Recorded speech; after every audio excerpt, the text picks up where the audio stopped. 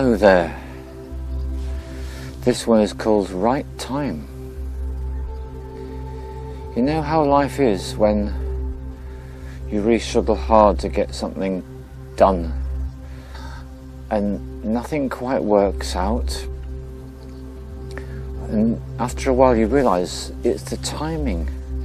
It's a great idea what it is you want to do, but the time somehow isn't quite right. And so that's why I call this one Right Time. So one of the ways that you know that the right time has come for this particular thing you want to do or want to be is when suddenly everything works out more easily. The struggle just melts away and it becomes quite effortless to make it happen. That's one of the signs when you've got the right time for doing something. And the other thing which is so important is these three words which I like to make use of.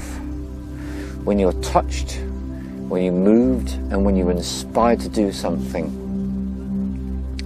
And when the obstacles just rearrange themselves, and suddenly they're not obstacles at all, they're opportunities. So here I am in this beautiful olive grove out here in Corfu, and it's a hot day, and it's just so lovely to be in the shade and to be surrounded by all these beautiful plants flowering. It's just so lovely to be here, and it feels very much the right time for me to be sitting down sharing with you about this subject, about what is the right time for something. So one of the things to do with this also is when you get out of your own way, sometimes wanting to push or force something really doesn't help, and then we let go and suddenly you find, the circumstances have just rolled out perfectly for you to do what you want to do. It's such a great feeling. So it's feeling touched, moved and inspired, and then noticing how things suddenly shift from being obstacles to being just right for you to do what it is you want to do.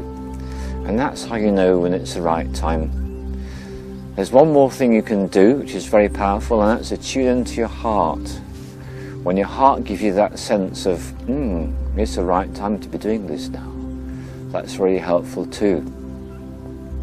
So much of this is about letting go of the rational mind, wanting to push things on in its own agenda, and just tuning into the ebbs and flows and the currents of the energies of life. That's how you divine the right time. Thank you.